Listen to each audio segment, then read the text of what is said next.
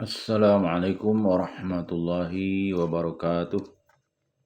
Innal hamdalillah nahmaduhu wa nasta'inuhu wa nastaghfiruh wa na'udzu billahi min syururi anfusina wa min sayyiati a'malina. May yahdihillahu fala mudhillalah wa may yudlil falan tajida lahu waliyyan mursyida.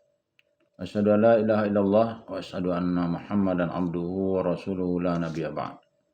Allahumma salli wa sallim ala hadza nabiyil karim Muhammadin sallallahu alaihi wasallam wa ala alihi wa ashabihi ajmain.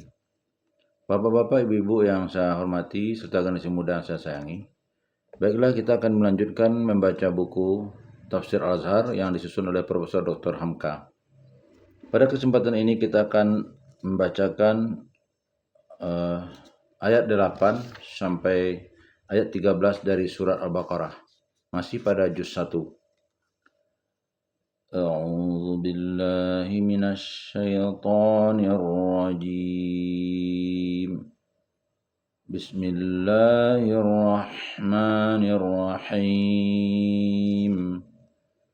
Wa minan nasi man yaqulu amanna billahi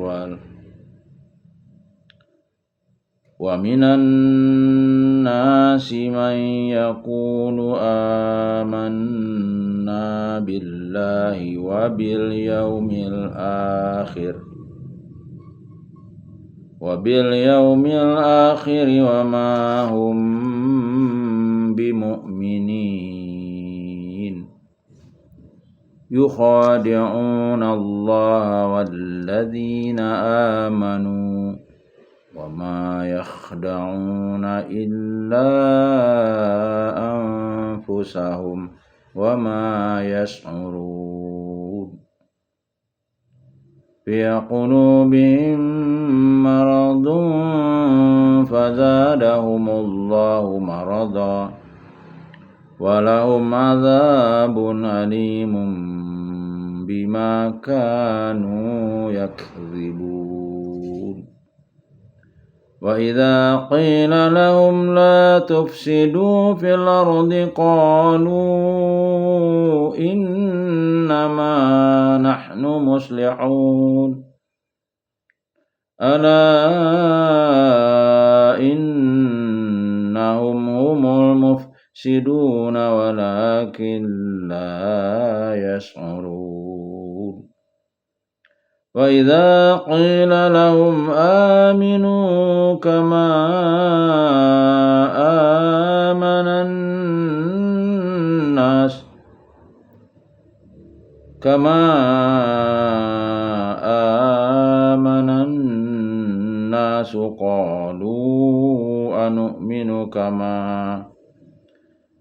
qalu anu'minu kama amanas sufaha. Ala innahum humus sufaha walakin la ya'lamun. Dan ayat 8. Dan sebagian dari manusia ada yang berkata, kami percaya kepada Allah dan hari kemudian, padahal tidaklah mereka itu orang-orang yang beriman. 9. Hendak mereka coba memperdayakan Allah dan orang-orang yang beriman, padahal tidaklah yang mereka perdayakan kecuali diri mereka sendiri dan tidaklah mereka rasakan. 10. Di dalam hati mereka ada penyakit, maka menambahlah Allah akan penyakit lain dan untuk mereka adalah azab yang pedih dari sebab mereka telah berdusta. 11. Dan apabila dikatakan pada mereka, janganlah kamu berbuat kerusakan di bumi, mereka jawab, tidak lain kerja kami hanyalah berbuat perbaikan. 12. Ketahuilah bahwa sesungguhnya mereka itu perusak, akan tetapi mereka tidak sadar. 13. Dan apabila dikatakan orang kepada mereka, berimanlah sebagaimana telah beriman manusia lain, mereka menjawab, apakah kami akan beriman sebagaimana berimannya orang-orang yang bodoh-bodoh itu? Ketahuilah, sesungguhnya mereka itulah yang bodoh-bodoh, akan tetapi mereka tidak tahu. Nifaq bagian pertama. Dan sebagian dari manusia ada yang berkata, kami percaya kepada Allah dan hari kemudian. Padahal tidaklah mereka itu orang-orang yang beriman. Ayat 8. Sudah dibicarakan pada ayat yang lalu tentang orang yang kafir. Orang yang dengan tegas telah menyatakan bahwa dia tidak percaya. Betapapun mereka diajak diberi peringatan, ancaman, azab, kehancuran di dunia dan siksa di neraka di akhirat, mereka tidak akan mau karena hati mereka sudah dicap. Dengan hanya 2 ayat saja hal itu sudah selesai. Tetapi mulai ayat 8 ini sampai ayat 20 akan dibicarakan yang lebih sulit daripada kufur, yaitu orang yang berlain apa yang diucapkannya dengan mulutnya dengan pendirian hatinya yang sebenarnya. Sifat ini bernama nifak dan pelakunya munafik. Mereka berkata dengan mulut bahwa mereka percaya. Mereka percaya kepada Allah, percaya akan hari kemudian, tetapi yang sebenarnya adalah mereka itu orang-orang yang tidak percaya. Inilah macam manusia yang ketiga. Yang pertama tadi percaya hatinya, percaya mulutnya dan percaya perbuatannya. Tegasnya dibuktikan kepercayaan hatinya itu oleh perbuatannya, itulah orang mukmin. Yang kedua tidak mau percaya, hatinya tidak percaya, mulutnya menentang dan perbuatan melawan. Dan perbuatannya melawan, itulah orang yang disebut kafir. Tapi yang ketiga ini menjadi golongan yang pecah di antara hatinya dengan mulutnya. Mulutnya mengakui percaya, tetapi hatinya tidak. Dan pada perbuatannya lebih terbukti lagi bahwa pengakuan mulutnya tidak sesuai dengan apa yang tersimpan di hati. Sebab meskipun orang memaksa dirinya berbuat sesuatu perbuatan yang hanya diakui oleh mulut, padahal tidak dari hati, maka tidaklah akan lama dia dapat mengerjakan pekerjaan itu, laksana seorang menantu yang segan kepada mertuanya. Lalu dia pergi solat maghrib ke langgar atau surau yang terdekat beberapa hari setelah dia kawin, padahal dia tidak biasa mengerjakan solat. Beberapa minggu kemudian dia pun berhenti sebab ke surau itu tidak dari hatinya. Kalimat munafik atau nifak itu asal artinya ialah lubang tempat bersembunyi di bawah tanah. Lubang perlindungan dari bahaya udara disebut nafak. Dari sinilah diambil arti dari orang yang menyembunyikan keadaan yang sebenarnya sebagai suatu pengicuan atau penipuan. Hendak mereka coba memperdayakan Allah dan orang-orang yang beriman. Pangkal ayat 9. Dengan mulut yang manis, kecin dan yang murah. Berlagak kecin dan yang murah. Berlagak sebagai orang yang jujur. Pura-pura sebagai orang yang beriman. Fasih lidah berkata-kata. Dihias dengan sabda Tuhan, sabda Rasul. Supaya orang percaya bahwa dia bersungguh-sungguh. Padahal tidaklah yang mereka perdayakan kecuali diri mereka sendiri dan tidaklah mereka rasakan. Ujung ayat 9. Sikap pura-pura itu sudah nyata tidak dapat memperdayakan Allah. Niscaya Tuhan Allah tidak dapat dikicu atau ditipu. Mungkin sesama manusia dapat tertipu sementara, tetapi akan berapalah lamanya.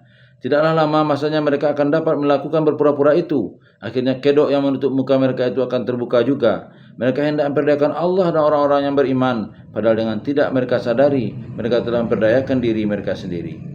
Di dalam hati mereka ada penyakit. Pangkal ayat 10. Pokok penyakit yang terutama di dalam hati mereka pada mulanya ialah karena pantang kelintasan.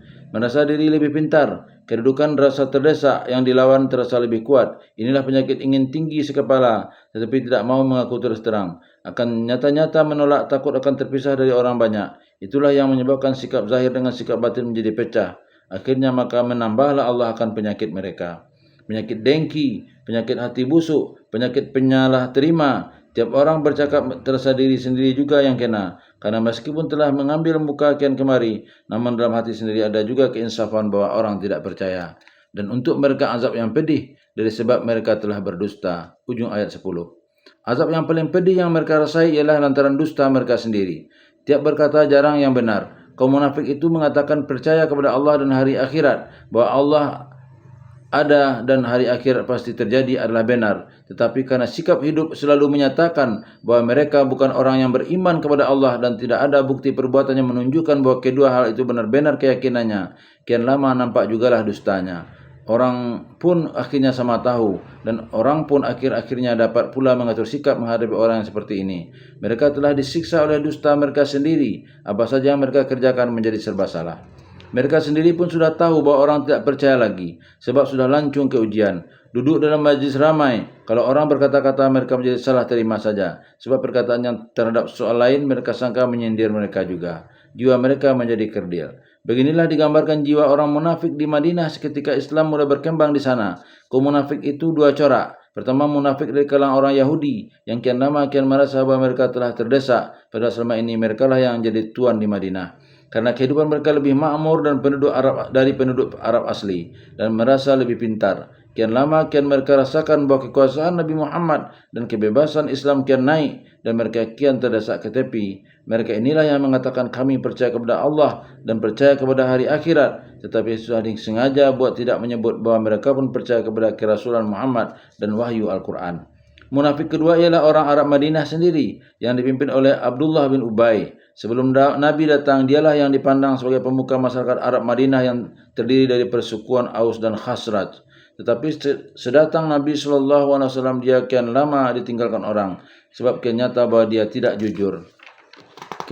Kerjanya di mana duduk hanya mencemooh dan memperenteng kepribadian Nabi SAW.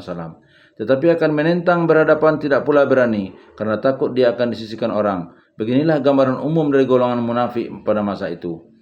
Dan apabila dikatakan kepada mereka, janganlah kamu berbuat kerusakan di bumi, mereka menjawab, tidak lain kerja kami hanyalah berbuat kebaikan. Ayat 11.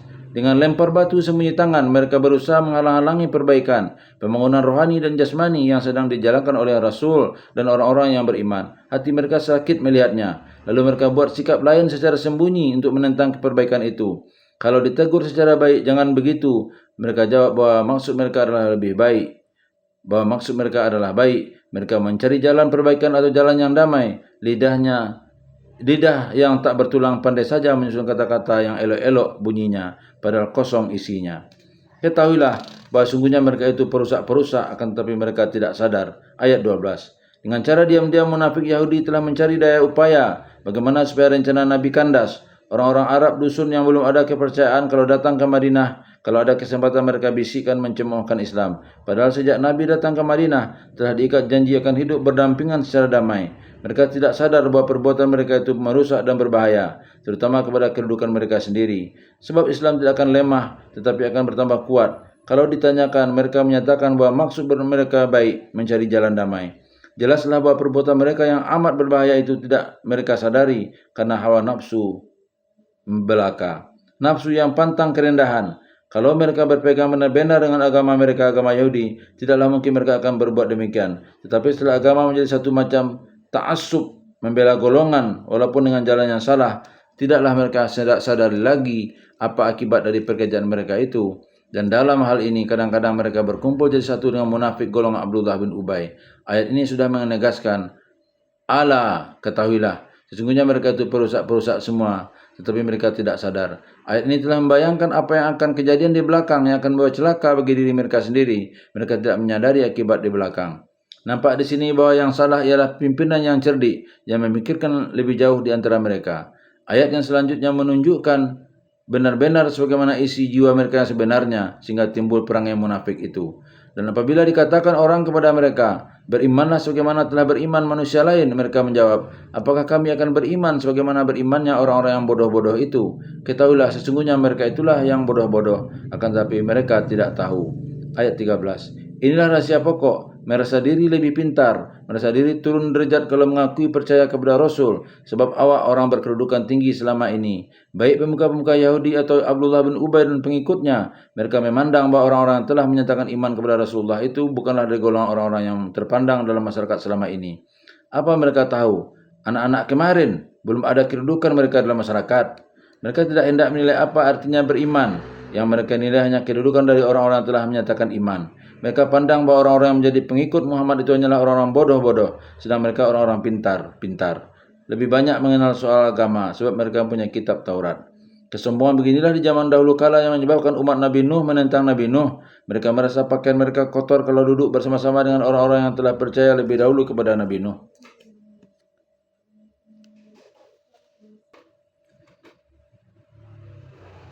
Mereka merasa pakaian mereka kotor kalau duduk bersama-sama dengan orang-orang yang telah percaya lebih dahulu kepada Nabi Nuh. Maka bagi kaum munafik Yahudi ini, kepintaran mereka dalam soal agama tidak lagi untuk diamalkan, tetapi untuk dimegahkan. Tetapi mereka sendiri tidak dapat bertindak apa-apa. Di antara mereka sama mereka pecah pula, sebab hendak mengatasi kepintaran. Lantaran sikap jiwa yang demikian, apakah yang dapat mereka perbuat selain dari mencemooh? Segala yang dikerjakan orang salah semua, tetapi mereka sendiri tidak dapat berbuat apa-apa. Kadang-kadang tentu keluar perkataan mereka mencela pribadi orang. Misalnya mereka katakan ajaran Muhammad itu ada juga baiknya. Sayangnya pengikutnya banyak si Anu dan si Fulan. Padahal misalnya orang-orang yang mereka cela dan mereka hinakan itu keluar dan mereka masuk, mereka pun tidak akan dapat berbuat apa-apa selain daripada mengemukakan rencana-rencana dan rancangan, tetapi orang lain yang disuruh mengerjakan. Karena mereka sendiri tidak mempunyai kesanggupan. Mereka mencap semua orang bodoh, tetapi mereka tidak mengerti akan kebodohan mereka sendiri. Analisa atau pengupasan jiwa seperti ini ditinggalkan oleh Al-Quran untuk kita, supaya kita umat yang datang di belakang dapat pula mengambil pedoman. Di kalangan kita pun kadang-kadang dengan tidak disadari timbul pula penyakit jiwa yang semacam ini. Dari orang-orang yang menyebut dirinya alim dalam hal agama atau sarjana dalam ilmu pengetahuan mereka tentang macam kitab atau textbook thinking mereka dijadikan ukuran untuk menghambat kemajuan berfikir. Mereka hanya taklid kepada yang tertulis dalam kitab, tetapi mereka tidak meninjau sebagaimana perkembangan yang baru dalam masyarakat. Sebab itu mereka menjadi munafik dengan jiwa yang sakit. Billahi taufiq wal hidayah. Wassalamualaikum warahmatullahi wabarakatuh.